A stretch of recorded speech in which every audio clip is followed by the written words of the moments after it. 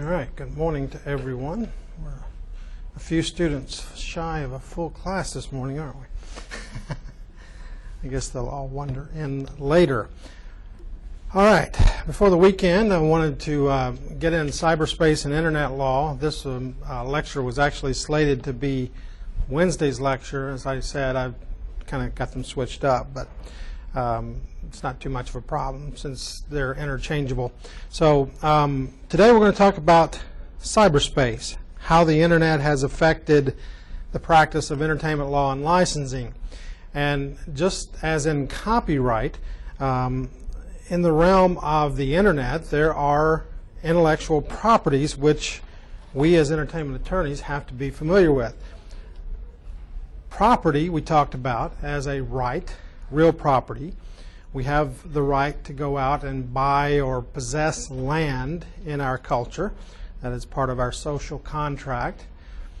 And the government gives us the authority to do that and protects our right to own property. The same with copyright, the same with all intellectual properties. How does that apply to the internet?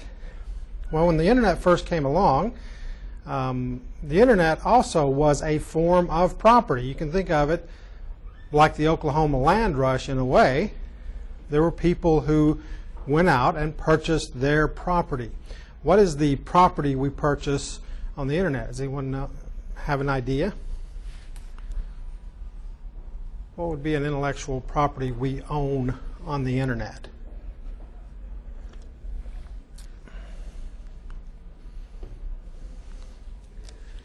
Well, how many times have you typed something like this in the last week? www.barryshrum.com or www.someothername.com.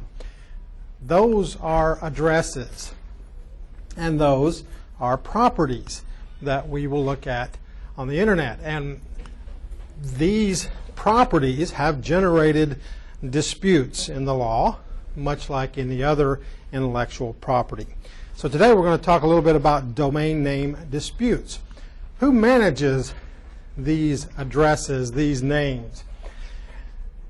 The internet, it has a long history, long before 1998. It started out as the ARPANET. Actually, it started out as a couple of other different things, but ultimately became the ARPANET. And originally, it was designed for government contractors or government institutions who were doing government work. It was designed so that those entities could communicate with each other and share information in a secure environment. So that was the first inklings of what we call an internet, with addresses, with things of that nature, and that's where the first high-level domain names came from. .com, .edu, .org, things like that came from that original setup.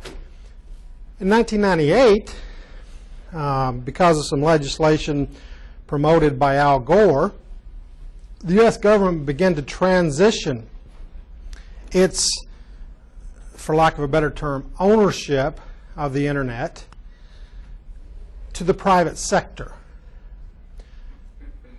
Specifically, they started transitioning the management of these domain names. Now, in reality, domain names aren't really names.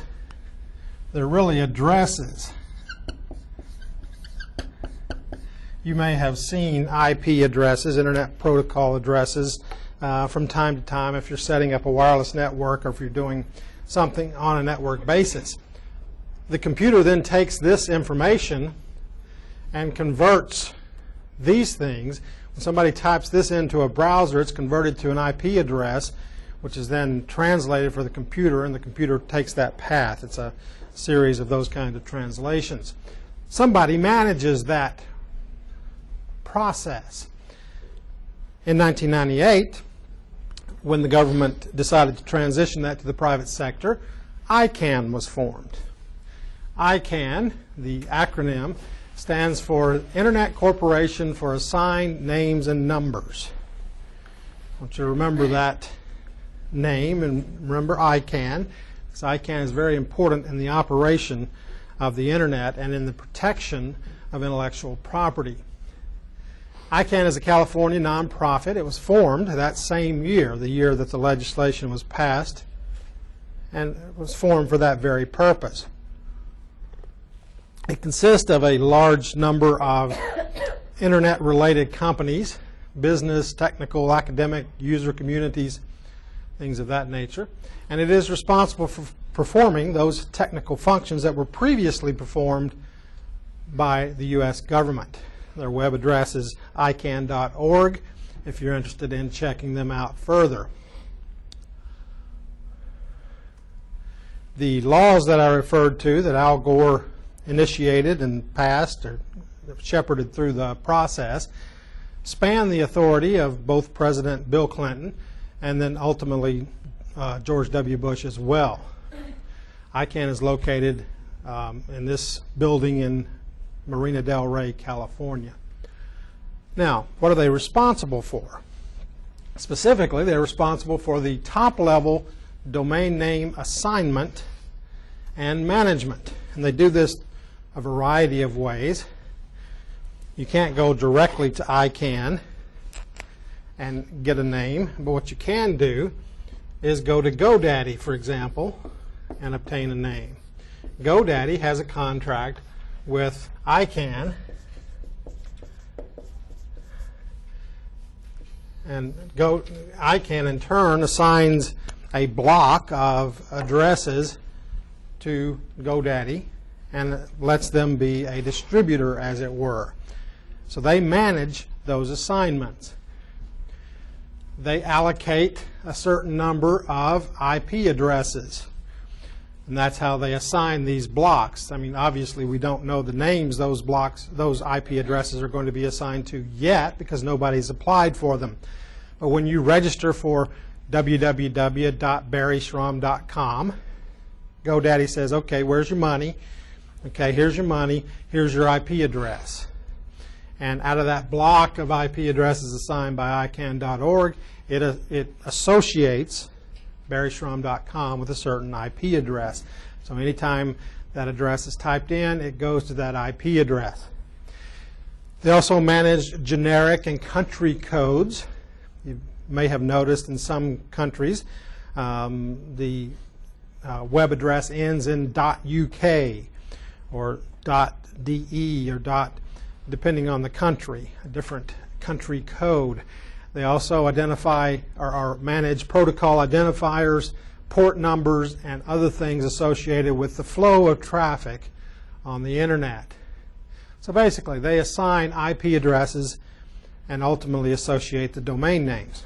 So as you might imagine, it's a massive responsibility. They coordinate and manage the root server systems. The root server, we had a map of the United States that looks something like this. Pardon my drawing, but we would have fiber optics spreading something like this. There are actually a couple of root systems, but that is one of the primary that looks kind of like a diamond there, spreading from the west coast to the east coast and then down to Texas. Who owns that root servers? Anybody know? Last time I checked, it was Verizon who actually owns the physical cables that the Internet runs on. Of course, they're subject to certain protocols and other things assigned by ICANN, but they basically own the root server system. The root server on the Internet is something different than what you and I experience in the Internet, because overlaid on top of this is various webs or networks connected in some way. And they operate sort of on the top of that root server. Certain companies, however, have access to the root server, the government, for example, and that root server is not accessed generally by the rest of us. Anyway, that all goes into the management of the server system. And then for our purposes, this is one of the more important points. I can also administer the Uniform Dispute Resolution Policy. We'll refer to it as the UDRP. The Uniform Dispute Resolution Policy is something that governs conflicts with regard to domain names. If I am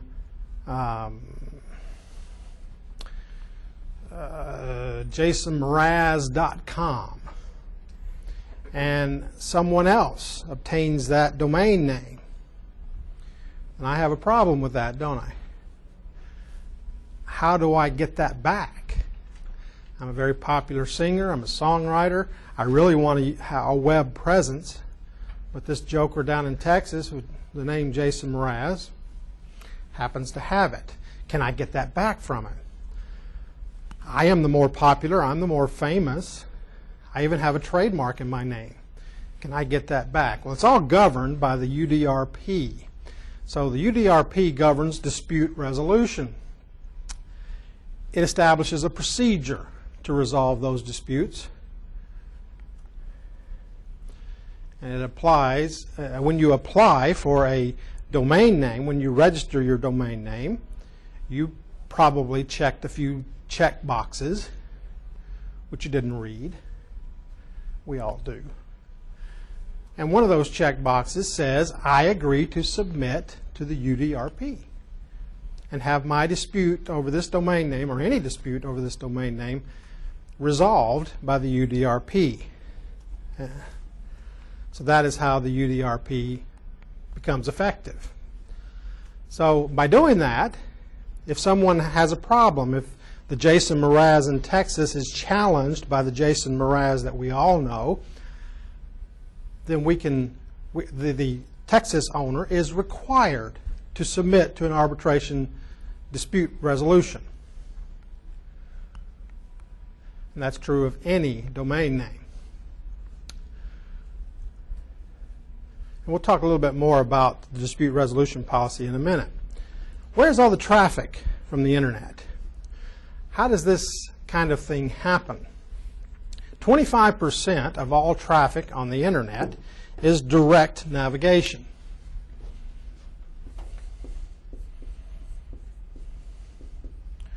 And what that means is, I want to buy a car. So I go on the internet and I type in www.toyota.com. Where's that going to land me? 99.9% of the time it's going to land me on that company, right? We're all smart enough to know that the company is going to have a website, and usually the website is going to be the name of the company. So we go in and we type that in. So 25% is direct navigation. Typing in the name directly in your browser. Many of those domain names are the names of those specific companies.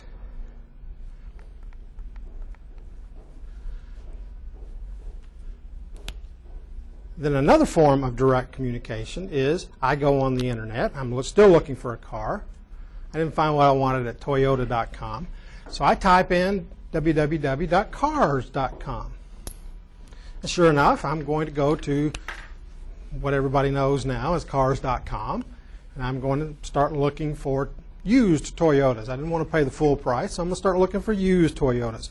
So typing in some generic word followed by .com or .org or .biz is another way that a lot of people get to where they're going. Those kinds of addresses receive literally millions of hits a day. They're very significant. They're very expensive. You probably couldn't buy cars.com right now, but there are certain generics out there that are probably available for sale. In fact, you've probably seen it when you go to a generic website. It says this website is for sale, this URL is for sale. And then you can go to GoDaddy or whoever happens to have that URL, and they will tell you this one is worth $5,000. Pay us $5,000, you can have it. So those things are valuable because of this tendency of people to directly navigate to where they're going. Now the problem in entertainment law becomes apparent when you start thinking about the implications of that. If I want to go to Toyota.com and I type in Toyota with an A, I may get somewhere else. The question becomes, is that trademark infringement? The ICANN doesn't require the registrants of those domain names to have any trademark. It doesn't require evidence of a trademark. All it requires is a credit card and your name and address, and that the name be available. So it's a very loose procedure. And that in and of itself generates a little problem. Because I can go on, no pun intended, go on to the internet, register literally 5,000 addresses in probably an hour, right? So if these things are so valuable, you start to see the tendency of people with ill motives to go in and cyber squat. Buy a trademark.com and sit on it until that company goes looking for it. This was particularly true in the early days of the internet. Any cyber squatting can result in disputes, and those disputes will be governed by the UDRP. Early cyber squatters exploited the names of famous people. The gentleman we're going to be looking at in a minute or two registered literally, I think, 100,000 or so. It was literally thousands of names of famous people. Country music artists, pop music artists, television celebrities, companies. Anything he could think of that might be trademarked, he registered them. He wasn't necessarily looking to sell them back.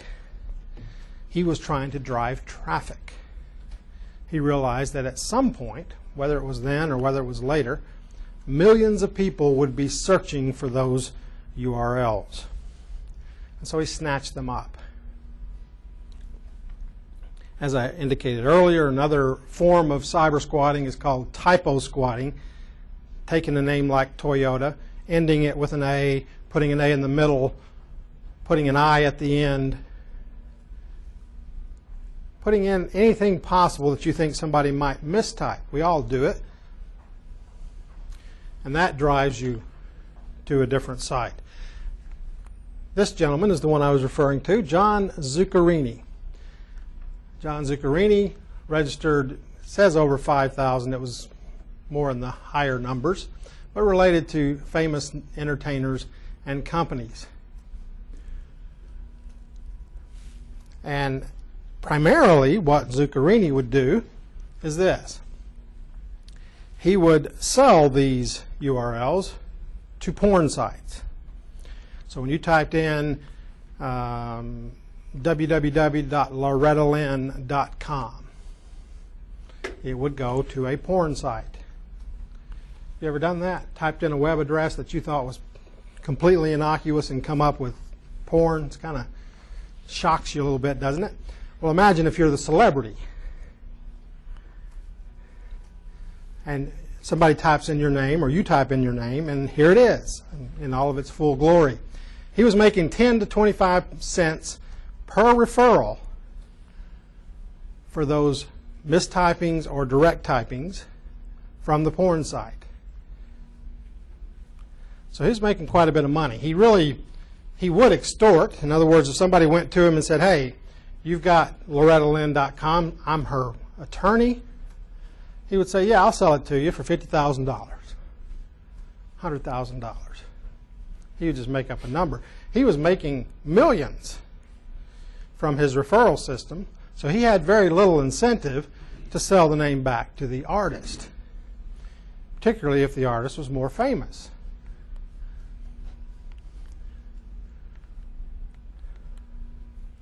October 2000, the government got involved.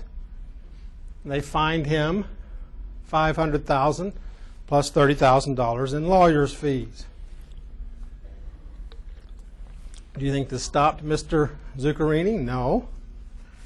That was the cost of doing business. 2001, he did the same thing again.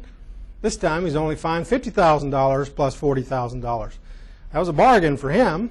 He'd already paid $500,000. He was okay to pay $90,000. Still, he continued. 2002, the feds went all out. They fined him $1.9 million and had a court order that said you can no longer be on the internet. You cannot redirect people from the internet to somewhere else without getting their permission. It's a pretty stiff penalty. Courts are not very fond of issuing those kinds of orders. But when somebody like this flaunts the system, says, yeah, I'll pay $500,000, I'll pay $90,000. The court knew very well that fining him even $2 million was a drop in the bucket. So they said, not only that, but you can no longer do what you're doing. So they issued an injunction against him. Also, they began passing laws to prevent this kind of thing, one of them being Prosecutorial Remedies and Other Tools to End the Exploitation of Children Today Act. Many of the internet surfers who had porn splashed in their face when they typed in JustinBieber.com, Justin Bieber wasn't around back then, but you get the point, would be exposed. So Congress passes this law in April of that same year. President Bush signed it, and it went into effect. In that law was a truth in domain names provision, making it illegal to use a misleading domain name in order to deceive someone into viewing material that is harmful to minors, pornography. 2003, using this law, Zucchini was arrested. And by the way, that is an acronym, or a backronym as they call them now, the PROTECT Act. Congress does this a lot if you haven't noticed. They name and act something that coincides with what they're trying to achieve. So, that's the history of cyber squatting and typo squatting. When that happened, when Zuccherini was doing all of this, we had several lawsuits against him. There were collective suits against him, and it was a huge thing. I mean, legislation got involved, as you saw. At that time, there weren't a lot of ways, or we didn't know a lot of ways, to go after someone. Now, of course, with the UDRP in place, it's a little easier. Because as I said, when you register a domain name, you have to agree to submit to the UDRP. So let's talk about the UDRP. Under it, a domain name dispute can be won if a person can prove these three elements. First of all, the domain name in dispute is identical or confusingly similar to a trademark or service mark in which the complainant has rights. Let's just take a couple of examples.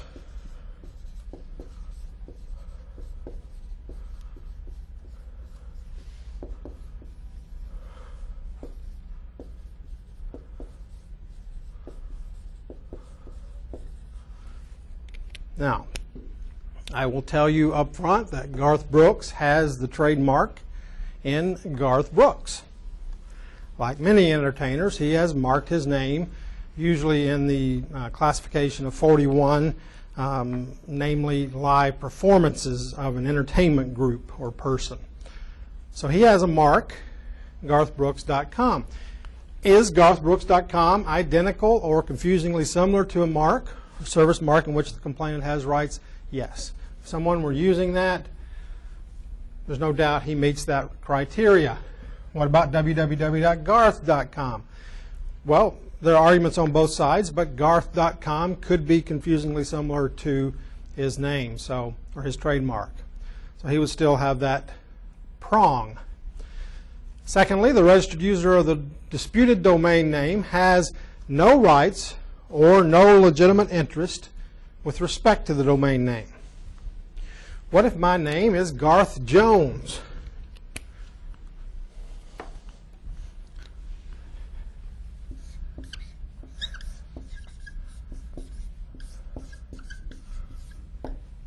Do I have a right to register garth.com? Yeah. So the second prong has to be, I don't have any legitimate interest in registering that name. My name is Buck Jones. I don't have any right in garth.com. So there may be a question about my motive. And that brings up the final prong of the three-prong test in order to obtain a domain name back. And that is that the domain name has to be registered by the defendant in bad faith. I'm Buck Jones. I registered garth.com in order to sell it back to Garth Brooks. I knew eventually he would figure things out and come around and come to me, and I want to sell it for $50,000. That might be evidence of bad faith. And I say might because there are still two other prongs we have to meet.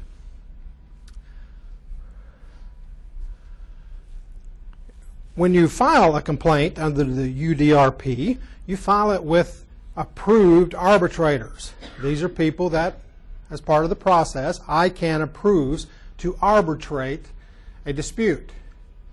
A couple of the more notable examples are the National Arbitration Forum and WIPO.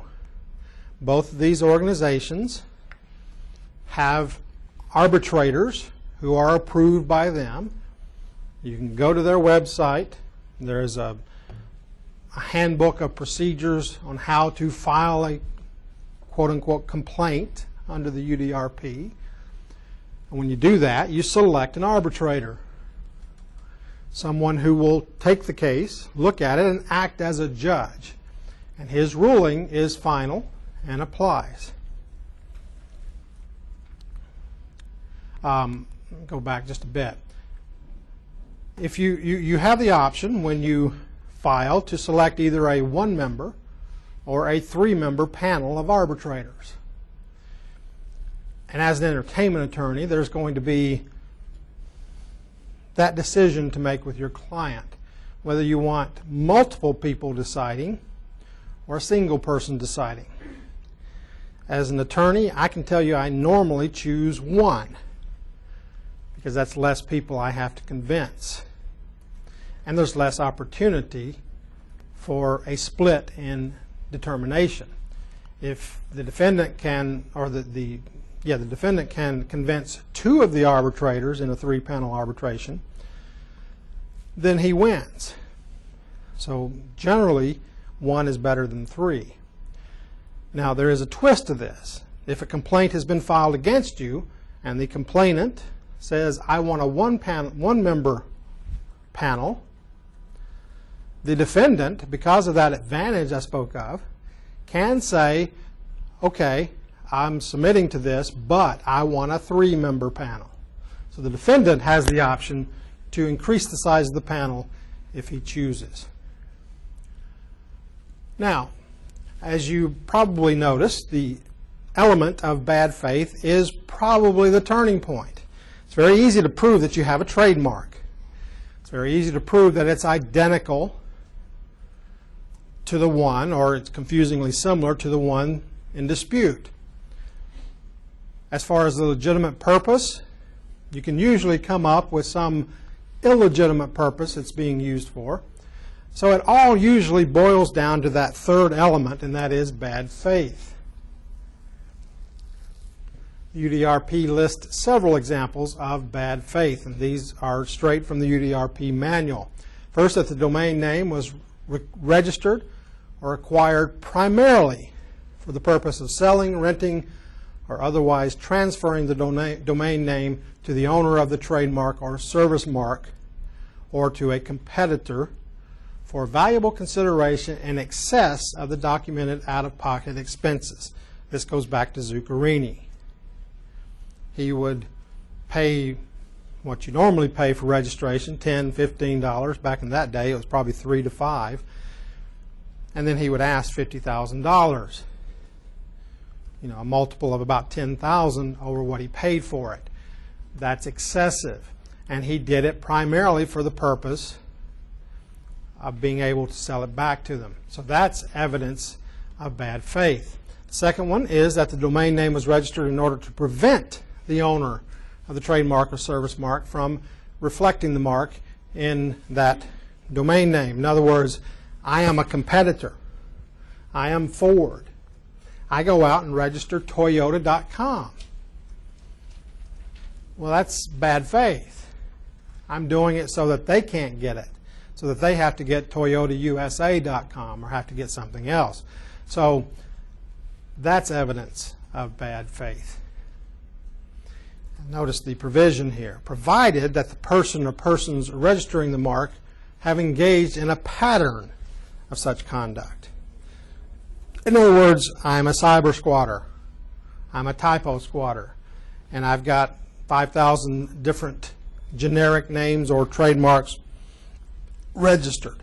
So this one gets a little tricky down here when you're trying to prove that that person or company has a pattern of that evidence. Thirdly, that the domain name was registered primarily for the purpose of disrupting the business of competition. This is done more and more these days in the name of cyber protest, registering the name of a trademark or a company that you're attacking, or perhaps a related trademark, which we'll look at. And finally, that by using the domain name, the registered owner has intentionally attempted to attract, for commercial gains, internet users to his or her website or other online location by creating likelihood of confusion with the complainant's mark as to the source, sponsorship, affiliation, or endorsement of your website. So in other words, I'm driving traffic to my own products by using a famous trademark.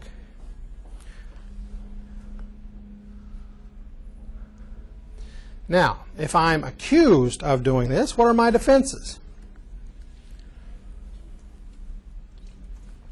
First of all, I can demonstrate that I am using it or preparing to use it in the context of a bona fide offering of goods and services.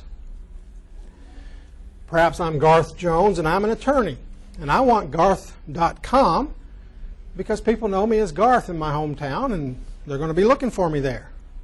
That's a bona fide, legitimate interest. I have a right to that. Garth Brooks would not be able to take it away from me. This has to occur, however, before you get notice of the dispute. In other words, if I grabbed it up, I got the dispute, and then I started setting up my website, that might be problematic. So it has to be done before notice is given of the dispute. Secondly, if the person is commonly known by that domain name, even if they don't have the mark, then that might be a defense. That also might be a reason for a dispute. For example, in the case of Leon Russell, Leon didn't have a trademark in his name. When he came up, trademarks were not as common and entertainers didn't get trademarks. But of course, Leon Russell is known worldwide. So we were able to establish that his name was in fact a trade name, a common law trade name.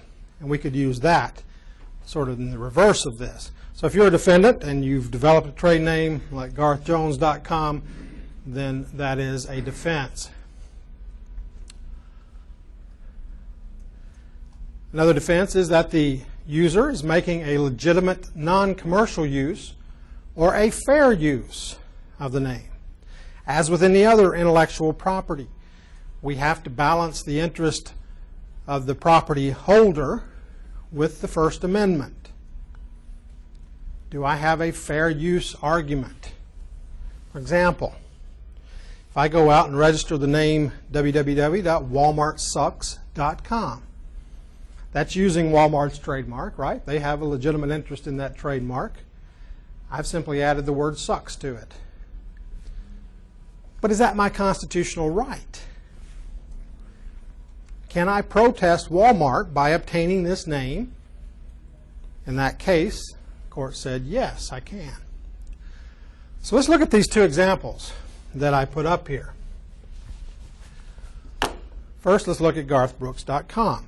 These are actual cases which I filed back in the 90s. These have remarkably different outcomes. First, Garth Brooks. Sorry, it was the 2000s. I lose track of time sometimes. 2001, garthbrooks.com came up for registration. Now keep in mind what's happening here. When did the law get passed, transitioning it from government to private sector? 1998. What was people's attitude toward websites back then? Not a lot. Garth Brooks, his manager, I should say, Bob Doyle, was smart enough to register garthbrooks.com and obtain it. And then he sat on it. And what was on the website for about 3 years or so was that. You go to the website, you saw a G. That was, at the time, a registered mark of Garth. So people didn't have the concept of value in these websites at that point in time. At this point in time, Garth Brooks was negotiating with Capital for his 50% deal.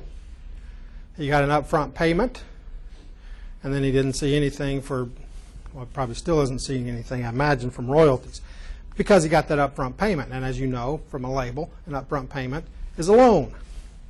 Now, had he instead said, I don't need a label, I've got garthbrooks.com, I'll go start selling music on my website.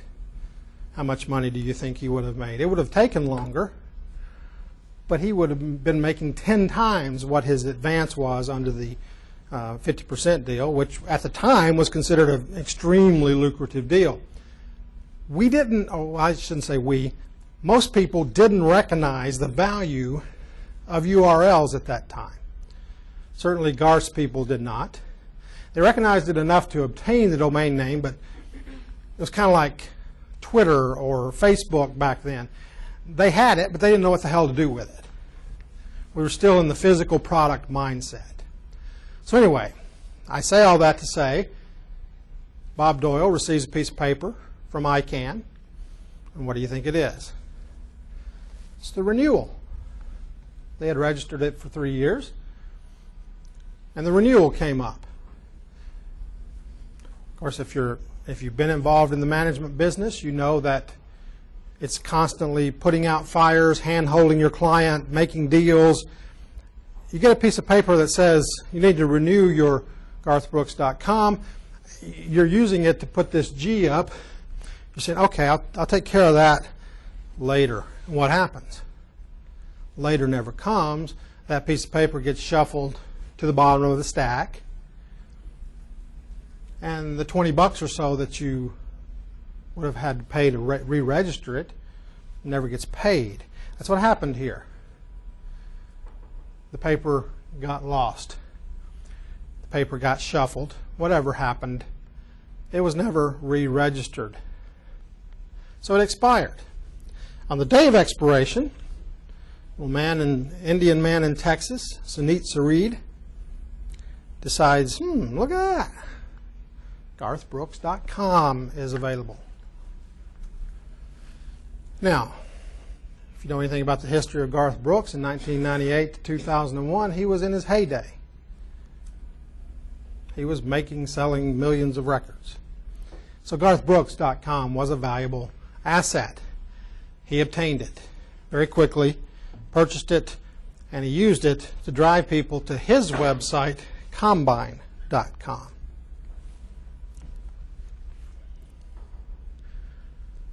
I called him, talked to him personally, of course, and he has no interest in selling it back to me. Why? Because as we looked at in the beginning, millions of people are going to that website, and it's driving all that traffic to him. He probably saw a 1,000% increase in his traffic that day. So we filed a dispute with the National Arbitration Forum requesting a one-member panel. We got Glenn Ayers as the panelist.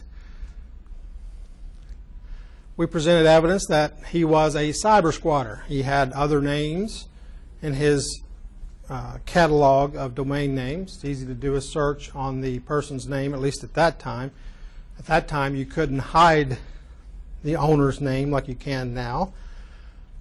So we figured out through his website and through a number of searches that he bought and sold high-profile domain names. We proved that he had a direct link from garthbrooks.com to his company, so he was, in fact, driving traffic there. We argued that this was for the sole purpose of commercial gain and that it was done in bad faith. He argued, no, I'm a big fan of Garth. I really like him. So he put up a couple of Google ads related to Garth, directing people to Garth's merchandise. So there were a couple of indicia of Garth on there, but there was no constructed fan site. He also asserted that Garth had never used the domain name for commercial purposes, which was true. And he argued that, no, I don't do that anymore. I did that for a while, but I'm getting out of that business. Ayers ruled that we had, of course, proven the ownership of the trademark. That was easy. He ruled that the domain name was, in fact, identical to the trademark. But then, and most importantly, he ruled that Sareed was not a licensee, and he had no non-commercial fair use argument in his defense. And that's very significant. He was not using it as a fan site. He was using it to drive traffic. So he inferred bad faith from all of those facts, and he gave the domain name back to us, and it was transferred back to Garth. So relief was granted in this case. Now let's compare that to Garth.com. In the case of Garth.com, it's a little bit different, although you'll see some similarities. 1995, a little bit earlier, Bob Krul had registered the domain name garthbrooks.com. I'm sorry, Garth.com.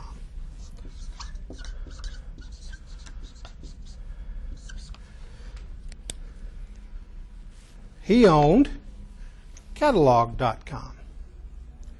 And Catalog.com was the GoDaddy, or one of the GoDaddies of the day. It was a registrant. It was a domain name distributor authorized by ICANN. So he was in the business of selling domain names. Kroll went to school in Oklahoma with Garth Brooks. In fact, they had been classmates, and Garth knew the man.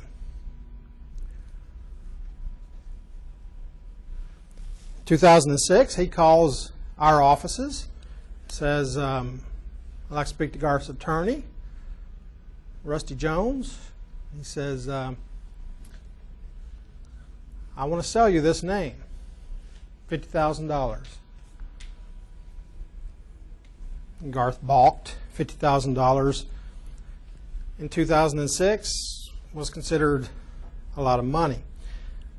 I advised Rusty and Garth to buy it, to offer him 25, offer him 20, negotiate, get the price down, but buy it. Certainly worth not going into dispute and obtaining the name. But again, for some reason, as of yet, people still didn't understand the value of a domain name. I was requested to file a dispute, which I did, just like in garthbrooks.com. They were very confident in me because I had won garthbrooks.com, while at the same time I advised them, hey, this is a different situation. I don't think this is going to fly. So we requested a one-man panel, and as I told you, they have the option. They requested a three-man panel. Of course, being a registrant, registrar, he knows that that's a better option. So he did, in fact, request a three-man panel. Again, we argued, hey, look at this. They're in the business of buying and selling. They're a registrar. There's no doubt that they buy and sell domain names. They buy blocks of them. He certainly had the opportunity to scarf up garth.com. We argued that the name Garth is commonly associated with Garth Brooks. Now, sometimes as a lawyer, as an entertainment attorney, you have to make arguments that you really don't believe in. But you still have to make them fervently and effectively. And this is one of those arguments for me. Garth Brooks has always been known as Garth Brooks. Hardly anybody refers to him as Garth.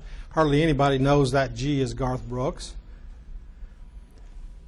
But we made that argument that he was known as Garth, much like Cher is known as Cher, much like Madonna is known as a Madonna, etc., etc.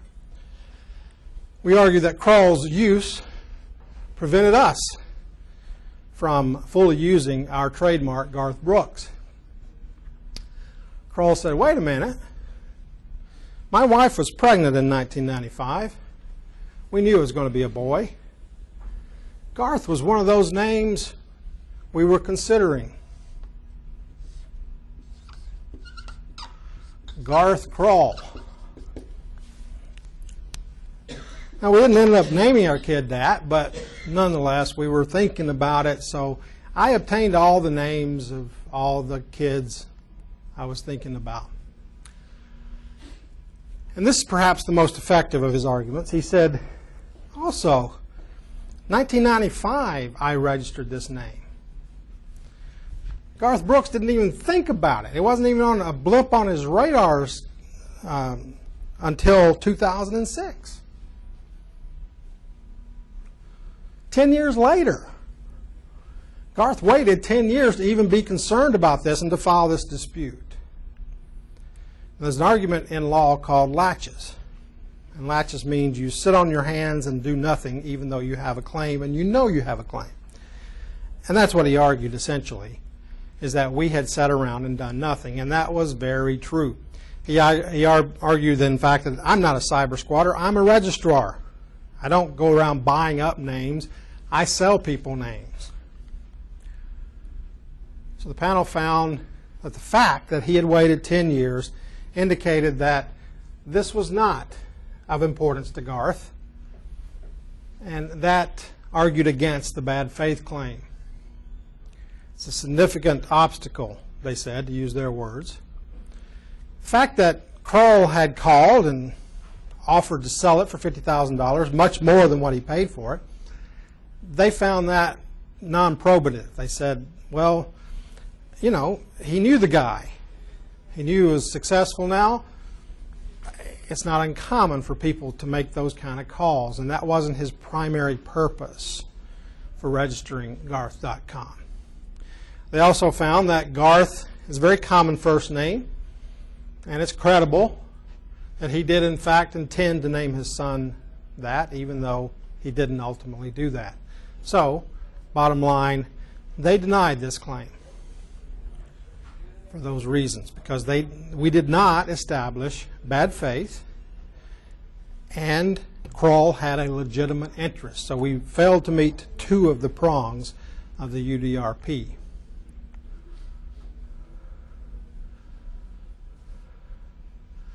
Now, one little thought I want to leave you with, and then we'll finish this up on Monday, is that even though this UDRP procedure is in place, And if you are a trademark owner and somebody has registered your trademark as a .com, a .biz, a .whatever, and you have the opportunity to file that suit, as the claimant, you are not required to submit to the arbitration proceedings. In other words, you can use any of the multitude of other trademark remedies that are available to you. Infringement actions, injunctions. So you have an option to either use the arbitration proceedings, and the defendant is required to submit to them, or you can file a federal action, which is sometimes more effective. So as an entertainment attorney, if you've got a plaintiff who has been infringed or whose trademark has been registered, then you can use multiple options. So keep that in mind. And we will finish up with a couple of examples on Monday of this, and we'll talk a little bit about the test next week. Okay? You guys have a great weekend, and I'll see you Monday. If you took your test in writing, it's up here available for you. Are they graded on Blackboard? They should be. Has anybody looked? Yes. The grade is there, right? Yeah, okay. Those of you online, I haven't graded your essays yet, so I will get those today.